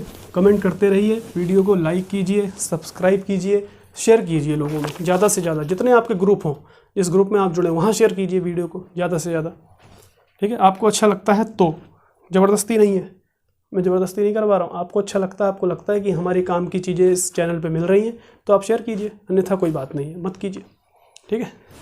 कर्णगी पूजा की शुरुआत किसने की? ध्यान रखिए सवाल है, कर्णगी पूजा की शुरुआत किसने की? कर्णगी पूजा, इसका पहले मतलब जान लीजिए। कर्णगी का मतलब कर्णगी पूजा का मतलब होता है पत्नी पूजा, पत्नी पूजा, पत्नी की पूजा, ठीक है, पत्नी पूजा। तो इसकी शुरुआत किसने की ये पूछ रहा है। तो यहाँ पर आपका ऑप्शन है शासक पहला उदयन जरेल, दूसरा सेनगुट्टवन, तीसरा आदिगमान और चौथा नेडोजिलियन, ठीक, चारों साउथ के हैं। अब देखिए तो आपको बस नाम याद रखना है सेनगुट्टवन। जब हम ये संगमकालीन शासक हैं सारे, संगमकालीन, आप संगम सुनते होंगे, संगम काल, साउथ इंडिया में संगम काल, तो ये उसी समय के शासक हैं। सेनगट्टुवन, सेनगुट्टवन, सेनगुट्टवन, इस शासक ने पत्नी पूजा की शुरुआत की थी, पत्नी पूजा की शुरुआत, ओके। और इसमें एक शासक और दिया है उदयन जरेल, ऑप्शन है लेकिन वो आंसर नहीं है इसका, लेकिन उनके बारे में एक बात आपको बता दूं, उदयन जरेल, उदयन जरेल के विषय में कहा जाता है कि उदयन जरेल ने महाभारत के युद्ध में भाग लेने वाले योद्धाओं को भोजन कराया था। किसको भोजन कराया था? महाभारत के युद्ध में भाग लेने वाले योद्धाओं को भोजन कराया था। खुद ये एक मिनट,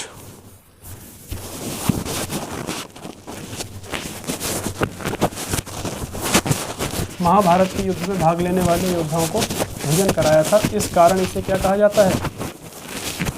इस कारण इसे,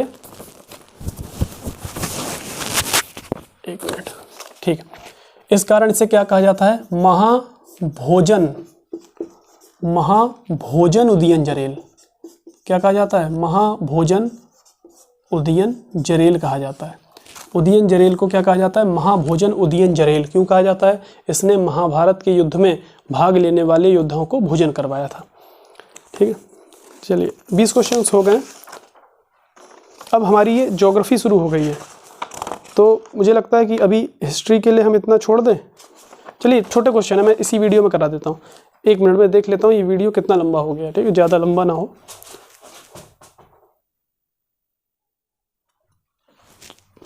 चलिए 50 मिनट का तो वीडियो हो ही गया है लगभग, तो ऐसा करते हैं कि इसको देख ही लेते हैं, 10 मिनट और लगेंगे, 1 घंटे का वीडियो हो जाएगा, कोई दिक्कत नहीं। आप इसको चाहें तो ज़्यादा स्पीड पर देख लें, आपके लिए इंपॉर्टेंट है तो मैं बता ही देता हूँ, ठीक है। तो ये हमारा हिस्ट्री का पोर्शन हो गया है, जिसमें हमने एंशिएंट हिस्ट्री कवर की है, उत्तर भारत और दक्षिण भारत की, ठीक है। चलिए अब हम देख लेते हैं ज्योग्राफी। ज्योग्राफी में है भारत का भूगोल। ये भारत का भूगोल के कुछ क्वेश्चन हैं, देखिए। पहला क्वेश्चन मैंने पूछा है, भारत का सबसे पूर्वी बिंदु कौन सा है? भारत का सबसे पूर्वी बिंदु कौन सा है? तो देखिए पहले, ये जैसे इंडिया का मैप है, देखिए छोटा मैप बना लेते हैं हम, इससे कि आपको अंदाज़ा हो जाता है मैप बनने से कि हाँ कौन सी चीज़ कहाँ पर है। याद करने में फिर दिक्कत आपको नहीं होगी, एक बार आप मैप में देख लोगे। तो आप खूब प्रैक्टिस करो ताकि आप भी मैप अच्छा एक बनाना सीख जाओ, ठीक है। अच्छा बना है, ठीक। अगर मैप ये अच्छा बना है, आपको अच्छा लगा तो कमेंट बॉक्स में बताइए अच्छा लगा है या नहीं लगा है। अच्छा लगा है तो थोड़ी तारीफ़ कीजिए इस मैप की, कमेंट में ही तारीफ़ कीजिए, और जो अच्छी तारीफ़ करेगा उसका नाम अगले वीडियो में लिया जाएगा और कमेंट भी पढ़ा जाएगा, ओके। चलिए देखिए, ये भारत है, तो मैंने इसमें पूछा है कि सबसे पूर्वी बिंदु कौन सा है, तो हम चारों ही बिंदु देख लें, पूर्वी, पश्चिमी, उत्तरी, दक्षिणी, बात खत्म हो जाएगी। तो देखिए, पूरब ये है, पश्चिमी ये है, उत्तरी ये है, क्योंकि ये वाला हिस्सा किसके पास है आपको पता ही है। चलिए मैं यहीं पे मान लेता हूँ, हमें अभी इस बात का कुछ करना नहीं है, यही मान लेता हूँ, ठीक। और दक्षिणी ये है, लेकिन ये मुख्य भूमि का दक्षिणी है। आपको पता है अपने पास तो अंडमान निकोबार भी है, अंडमान निकोबार भी है, ठीक। अंडमान निकोबार भी है अपने पास, और ये अंडमान निकोबार का ये हिस्सा हमारा दक्षिणी हिस्सा है, भारत का दक्षिणी बिंदु है, दक्षिणी। इस द्वीप का नाम है ग्रेट निकोबार। ये पूरा है अंडमान निकोबार, ये कौन सा है? ग्रेट निकोबार। तो देखिए, हमें सिर्फ बिंदु देखने हैं, पूरब से ही शुरू कीजिए। सबसे पूर्वी बिंदु का नाम है किबीथू। क्या नाम है? किबीथू। और ये कौन से राज्य में है? तो अरुणाचल प्रदेश, अरुणाचल प्रदेश, ARP, अरुणाचल प्रदेश में। सबसे पश्चिमी, पूरब के बाद पश्चिम, सबसे देखिए आप दिशाएं तो आपको पता है ना, देखिए ऐसे, ये होती है पूरब ईस्ट, ये होती है पश्चिम वेस्ट, ये होती है नॉर्थ उत्तर, और ये होती है साउथ दक्षिण, ठीक है। अब बताइए, ईस्ट वेस्ट यानी पूरब पश्चिम उत्तर दक्षिण। तो पूर्वी बिंदु किबीथू, पश्चिमी बिंदु का नाम है गुहार मोती। क्या नाम है? गुहार मोती। उत्तरी बिंदु का नाम है इंदिरा कॉल। क्या नाम है? इंदिरा कॉल।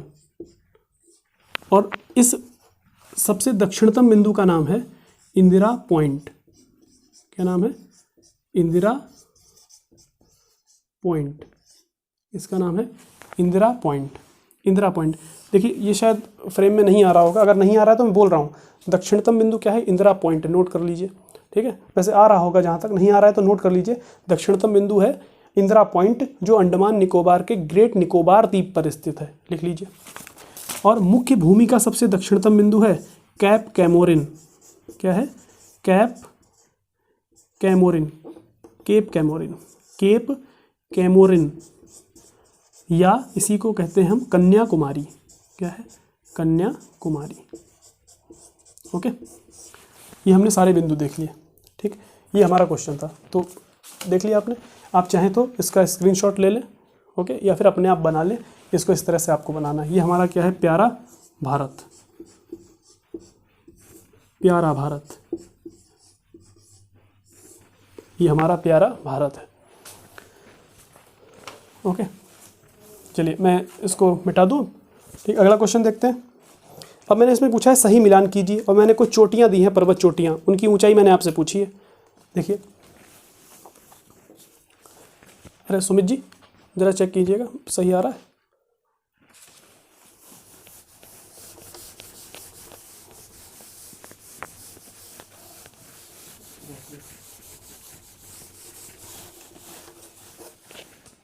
थोड़ा सा पानी दे दीजिए ज़रा। आज 1 घंटे का वीडियो बन गया है, चलिए पूरा पेपर डिस्कस हो जाएगा, बढ़िया रहेगा। चलिए,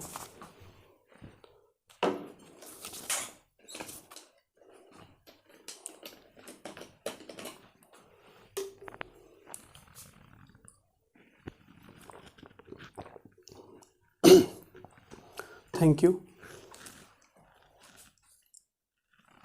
ठीक है, सही मिलान करना है पर्वत चोटियों का, तो मैंने पर्वत चोटियाँ दी हैं। पहली पर्वत चोटी है K2, ये है पर्वत चोटियाँ, और ये यहाँ पर ऊंचाई। तो आपको सही मिलान करना था, ठीक है। तो सही मिलान आप कर लीजिएगा, मैं यही बता दे रहा हूँ आपको सही मिलान है क्या।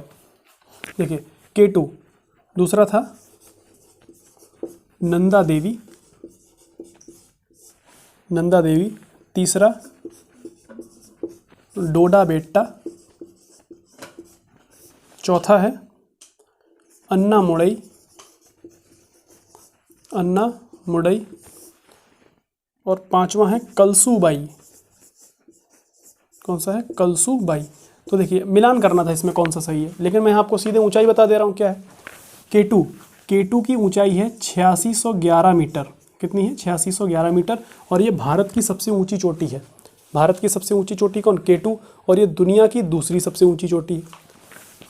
नंदा देवी की ऊंचाई है 7816 मीटर, और ये भारत की निर्विवादित रूप से सबसे ऊंची चोटी है। ध्यान रखिए, निर्विवादित। क्यों? मैंने पहले बोला भारत की सबसे ऊंची चोटी K2, लेकिन विवाद है। क्यों? ये पाकिस्तान वाले जम्मू कश्मीर में पड़ती है, पाकिस्तान वाले कश्मीर में, POK जिसको कहते हैं, तो विवाद तो है ही। दूसरी फिर हो गई कंचनजंगा होनी चाहिए थी, लेकिन कंचनजंगा वाला विवाद किसके साथ है हमारा? नेपाल के साथ। नेपाल कहता है हमारी, हम कहते हैं हमारी, तो विवाद है। लेकिन नंदा देवी पर कोई विवाद नहीं है, क्योंकि नंदा देवी पूरी तरह से उत्तराखंड राज्य में है, तो निर्विवादित रूप से सबसे ऊंची चोटी है। इस चीज़ को याद रखिएगा, ये एक बार पूछा हुआ सवाल है। तो निर्विवादित रूप से सबसे ऊंची चोटी कौन सी है? नंदा देवी। कितनी है? 7816 मीटर। डोडा बेट्टा, डोडा बेट्टा ये नीलगिरी की पहाड़ियों पर स्थित है। तो नीलगिरी पर्वत श्रृंखला पर सबसे ऊंची चोटी का नाम है डोडा बेट्टा, साउथ में है डोडा बेट्टा। इसकी ऊंचाई है 2637 मीटर। अन्नामुड़ई ये पालनी की अन्नामलाई की पहाड़ियों पर है। कौन सी पहाड़ियों पर? अन्नामलाई की पहाड़ियों पर। नाम है अन्नामुड़ई। किस पहाड़ी पर है? अन्नामलाई की पहाड़ी पर, और ये साउथ इंडिया की सबसे ऊंची चोटी है, प्रायद्वीपीय भारत की सबसे ऊंची चोटी, और इसकी ऊंचाई है 2696 मीटर। कलसूबाई ये महाराष्ट्र में स्थित है, और इसकी ऊंचाई है 1696 मीटर। तो इनको आप याद कर लीजिए, और ध्यान रखिए अन्नामुड़ई ये प्रायद्वीपीय भारत की सबसे ऊंची चोटी है, और ये दूसरे नंबर पर प्रायद्वीपीय भारत की दूसरी सबसे ऊंची चोटी है। लिख लीजिए इन बातों को। ओके, अगला क्वेश्चन मैंने फिर दिया था, सही मिलान कीजिए दर्रे और राज्य। कौन सा दर्रा कहाँ है? तो मैं डायरेक्ट आपको बताता हूँ कि कौन सा कहाँ है। ये आपके एग्ज़ाम के लिए भी इम्पोर्टेंट है। जिनका अभी GD का एग्ज़ाम हुआ नहीं है वो इस वीडियो को ज़रूर देख लें। चलिए, शिप किला दर्रा है। पहले मैंने दर्रे का नाम बताया है। ये हैं दर्रे और ये हैं राज्य। कौन सा किस राज्य में है ये बताना है। देखिए, पहला जो दर्रा था मैंने दिया पेपर में, वो था शिपकिला, शिपकिला दर्रा, शिपकिला। और ये है, मैं यही बता दे रहा हूँ आपको, ये है हिमाचल प्रदेश में। ये कौन से राज्य में है? हिमाचल प्रदेश में, हिमाचल प्रदेश में। दूसरा इसमें दिया था नाथुला। चलिए मैं पहले इनको लिख देता हूँ एक बार, नाथुला। तीसरा दिया था दीफू दर्रा। कौन सा? दीफू दर्रा। और चौथा दिया था पालघाट, पालघाट। नाथुला है सिक्किम में, नाथुला कहाँ है? सिक्किम में। दीफू है अरुणाचल प्रदेश में, और पालघाट है केरल में। पालघाट कहाँ है? केरल में। ये मार्कर हल्का चल रहा है क्या? हल्का चल रहा है? चलिए दूसरा यूज़ कर लेते हैं। अब इसमें थोड़ा इंक देख लीजिए।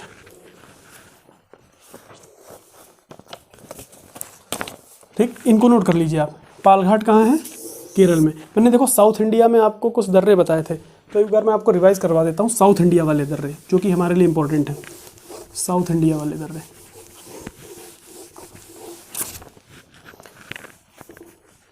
देखो साउथ इंडिया का मैं भूभाग बना देता हूँ एक बार। ठीक, ये तो हमने लाइन से दर्रे देखे थे। देखिए यहाँ पर एक दर्रा था साउथ इंडिया में, यहाँ पर।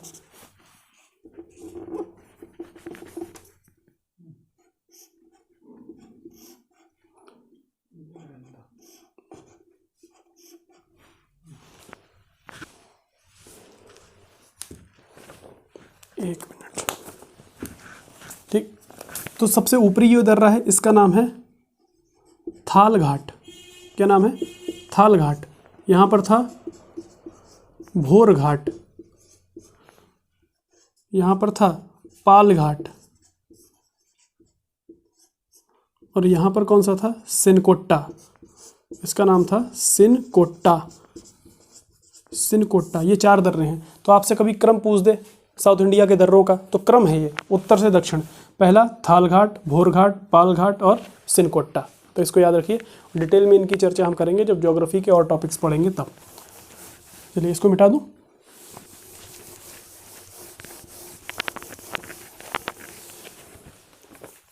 देखिए इसके बाद अगला क्वेश्चन है, मैंने एक मानचित्र बनाया था और पूछा था कौन सा सुमेलित स्थान नहीं है, यानी आपको जगह के नाम बताने हैं।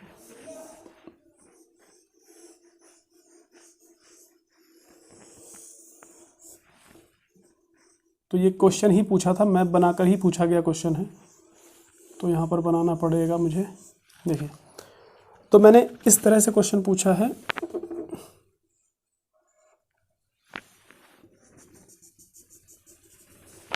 ये कर्क रेखा है। मैंने एक पॉइंट यहाँ पर बनाया, इस पर लिखा 4 नंबर, यहाँ पर लिखा 1 नंबर, यहाँ पर लिखा 2 नंबर और यहाँ पर लिखा मैंने 3 नंबर। ये क्या क्या है पॉइंट, इनके मुझे आपको नाम बताने थे कि कौन सा सुमेलित नहीं है। तो देखिए इसमें चौथे नंबर पर मैंने लिखा है रायपुर। चौथा 4 नंबर डाल के लिखा है रायपुर, यही सुमेलित नहीं है क्योंकि 4 नंबर पर क्या है? रांची। तो बताइए 1 नंबर पर क्या है? 1 नंबर पर बंगाल की खाड़ी। 1 नंबर किसे प्रदर्शित कर रहा है? बंगाल की खाड़ी को। 2 नंबर ये पश्चिमी घाट को। 2 नंबर पर क्या है? पश्चिमी घाट। 3 नंबर ये जो आपको दिख रहा है, 3 नंबर है कांडला बंदरगाह। कौन सा बंदरगाह? कांडला का बंदरगाह, कांडला। और 4 नंबर है रांची, झारखंड की राजधानी रांची, जो कि कर्क रेखा पर स्थित है। रांची कौन सी रेखा पर स्थित है? कर्क रेखा पर स्थित है, एग्जैक्ट रांची। ठीक, रांची। चलिए नोट कर लीजिए, मिटा देता हूँ इसको। अगला क्वेश्चन देख लेते हैं। अगला क्वेश्चन है, अब शायद कम ही रह गए हैं क्वेश्चन, 2-3 क्वेश्चन रह गए हैं।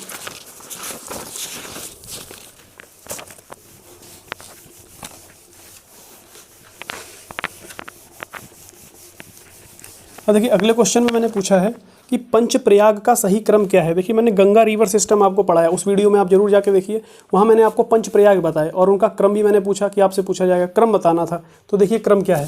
सबसे पहले है, आप बस ऐसे ही याद कर लीजिए इसको। सबसे पहले है विष्णु प्रयाग। विष्णु प्रयाग के बाद आता है नंद प्रयाग। नंद प्रयाग, नंद प्रयाग के बाद आएगा कर्ण प्रयाग। ये ए ऑप्शन सही है, इसमें ए ही ऑप्शन मैं लिख रहा हूँ यहाँ पर। कर्ण प्रयाग, कर्ण प्रयाग के बाद आएगा रुद्र प्रयाग और रुद्र प्रयाग के बाद आएगा देव प्रयाग। देव प्रयाग। यहाँ पर नदियों के संगम होते हैं। देखिए कैसे, विष्णु प्रयाग में अलकनंदा और धौली गंगा नदी आपस में मिलती हैं। यहाँ पर इसको आप नोट डाउन कर लीजिए, मोस्ट इंपॉर्टेंट है, पूछा जा सकता है। और नंद प्रयाग में अलकनंदा नदी में कौन आकर मिलती है? नंदाकिनी। मंदाकिनी नहीं, ध्यान रखिएगा, नंदाकिनी। नंदा इसीलिए नाम क्या पड़ गया? नंदाकिनी। नंदाकिनी इसीलिए नाम क्या पड़ गया? नंद प्रयाग। 2 हो गए।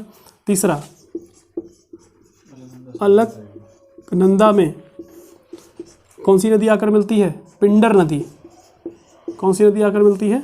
पिंडर नदी। अब आप देखिए, आप देख रहे होगे अलकनंदा कॉमन है, अलकनंदा बिल्कुल कॉमन चलेगी, अलकनंदा सब में ही आएगी। बस अलकनंदा तो आपको याद रखनी नहीं है, फिर आपको याद इधर वाली नदियाँ रखनी है।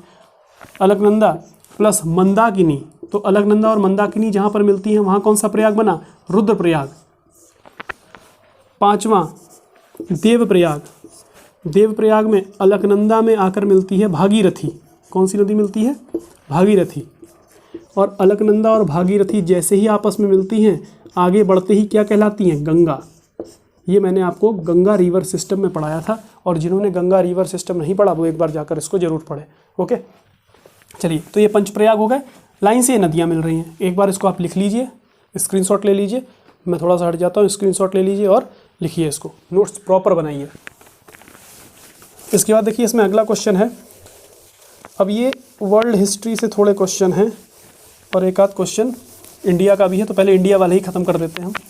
एक ये पूछा है इसमें कि धुआंधार जलप्रपात किस नदी पर बनता है, तो ध्यान रखिए, अब इसको लिखने की आवश्यकता नहीं। धुआंधार जलप्रपात नर्मदा नदी पर बनता है, लिख लीजिए, धुआंधार जलप्रपात नर्मदा नदी पर बनता है। कौन सी? नर्मदा नदी। इसी तरह कुछ इंपॉर्टेंट जलप्रपात हैं, जैसे जोग जलप्रपात, जोग जिसको गरसोप्पा भी कहते हैं, महात्मा गांधी भी कहते हैं। देखिए, जोग जलप्रपात कहो या गरसोप्पा कहो या महात्मा गांधी कहो, ये मैं बता चुका हूँ आपको रिवर सिस्टम में। महात्मा गांधी कहो, ये जलप्रपात है और तीनों एक ही जलप्रपात के नाम हैं ये, और ये बनता है शरावती नदी पर। और शरावती नदी कहाँ बहती है? कौन सी नदी पर? शरावती। और ये नदी बहती है कर्नाटक में। कहाँ बहती है? कर्नाटक। तो इसको आपको याद रखना है, कर्नाटक में। ओके, कर्नाटक में। और धुआंधार जलप्रपात कहाँ बह रहा था, कहाँ बन रहा था? धुआंधार जलप्रपात बनता है नर्मदा नदी पर। नर्मदा एमपी में जबलपुर के निकट भेड़ाघाट में, भेड़ाघाट। चलिए, अब इसमें एक अगला क्वेश्चन मैंने पूछा है कि लाल मिट्टी का लाल रंग किस यौगिक के कारण होता है? लाल रंग किसके कारण होता है? तो ध्यान रखिए, लोहे के ऑक्साइड यानी फेरिक ऑक्साइड के कारण लाल रंग, लाल मिट्टी का लाल रंग किस यौगिक के कारण होता है, ये क्वेश्चन है। तो ध्यान रखेंगे, फेरिक ऑक्साइड के कारण होता है। किसके कारण होता है? फेरिक ऑक्साइड के कारण। लिख लीजिए इस बात को, फेरिक ऑक्साइड। और एक महत्वपूर्ण सवाल और इसी में लिख लीजिए, क्वेश्चन नहीं पूछा हालांकि, लेकिन लिख लीजिए, काली मिट्टी का काला रंग क्यों होता है? तो ध्यान रखिए, काली मिट्टी का जो काला रंग है वो किस यौगिक के कारण होता है? तो यौगिक का नाम लिखिए, टाइटेनीफेरस मैग्नेटाइट।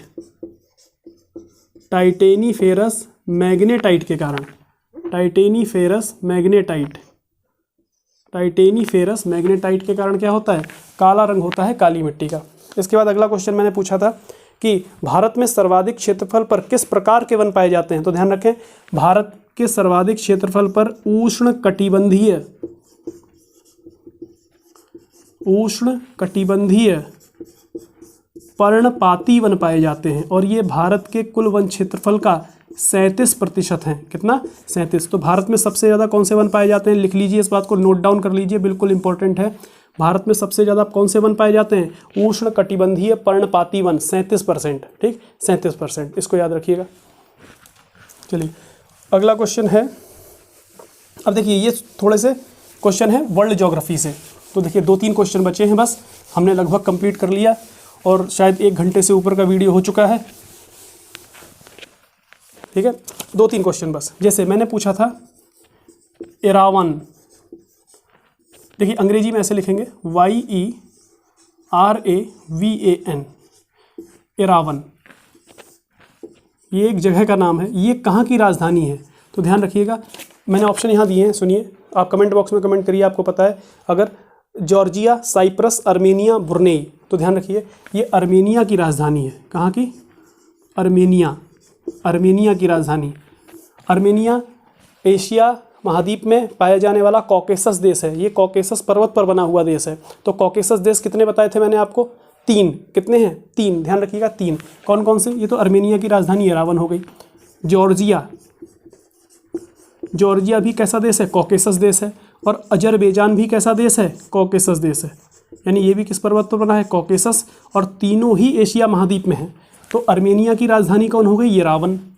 जॉर्जिया की राजधानी हो गई तिबिलसी। क्या नाम है इसका? तिबिलसी। और अजरबैजान की राजधानी है बाकू। और ये मोस्ट इंपॉर्टेंट है, कई बार पूछी गई है, अजरबैजान की राजधानी क्या है? बाकू। अगला क्वेश्चन है, मैंने मध्य एशियाई देश जो हैं, कितने मध्य एशियाई देशों की संख्या है? 5। मैंने उनकी राजधानियाँ पूछी थी, कौन सी सुमेलित है या कौन सी नहीं है। तो ध्यान रखिए, राजधानियाँ इनकी याद कर लीजिए। देश कौन कौन से हैं? 5 हैं मध्य एशियाई देश, मध्य एशिया के देश। तो ध्यान रखिए, मध्य एशियाई देश कितने हैं? 5। पाँचों के नाम देखिए। पहला है कजाकिस्तान।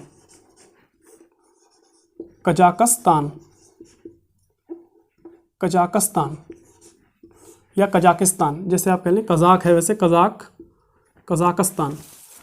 कज़ाकिस्तान की राजधानी है नूर सुल्तान। क्या नाम है इसका? नूर सुल्तान। पहले इसका नाम हुआ करता था अस्ताना, लेकिन अब नाम इसका चेंज होकर क्या हो गया है?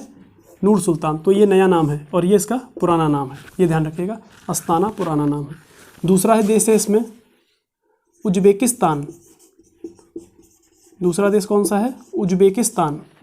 और उज्बेकिस्तान की राजधानी है ताशकंद, और ये ताशकंद वही जगह है, वही वाली जगह है जहाँ पर लाल बहादुर शास्त्री की रहस्यमय मृत्यु हो गई थी।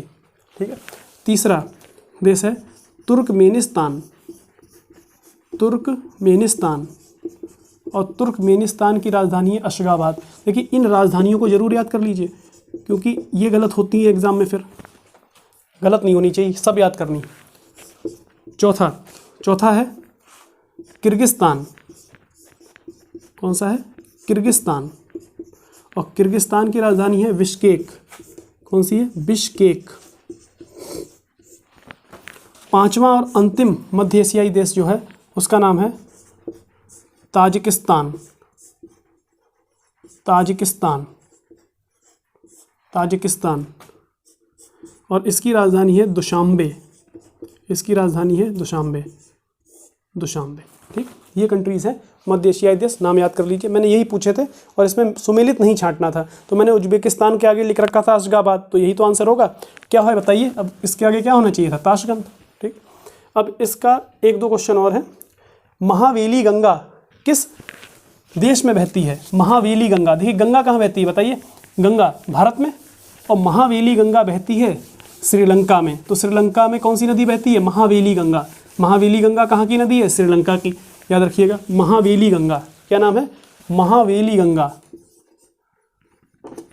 महावेली गंगा, महावेली गंगा, ये नदी कहाँ बहती है? श्रीलंका में। श्रीलंका में। अंतिम सवाल है कि शान का पठार कहाँ है? ध्यान से सुनिए, ये नदी है, ओके, ये नदी है, और ये क्या है? शान का पठार। पठार का नाम है शान। जैसे तिब्बत का पठार आपने सुना, तिब्बत का, दक्कन का पठार, छोटा नागपुर का पठार, इसी तरह कौन सा पठार? शान का पठार। तो शान का पठार हमारा एक पड़ोसी देश है म्यांमार। म्यांमार में है। कहाँ है? म्यांमार में। अब आप कमेंट बॉक्स में बताइए म्यांमार की राजधानी क्या है? कमेंट बॉक्स में मुझे दोनों की राजधानी चाहिए, दोनों की, श्रीलंका की भी और म्यांमार की भी। मैं दोनों पढ़ा चुका हूँ, और जो इन दोनों राजधानियों के नाम लिखकर बताएगा और उन 7 वंशों के जो मैंने पहले क्वेश्चन दिया था आपको, वो सब बताएगा, उसका नाम अगले वीडियो में लिया जाएगा। ओके, चलिए अब ये पूरा पेपर डिस्कस हो गया। आप बताइए ये पेपर का लेवल कैसा था, इसमें क्वेश्चन कैसे थे? क्या कभी भी आपने कोई टेस्ट दिया है, ऐसे क्वेश्चंस आए हैं या नहीं आए? तो आपको बताना है कमेंट बॉक्स में। आपको ये वीडियो कैसी लगी, और लाइक कीजिए, सब्सक्राइब कीजिए, शेयर कीजिए ज़्यादा से ज़्यादा। ओके, चलिए, थैंक यू वेरी मच।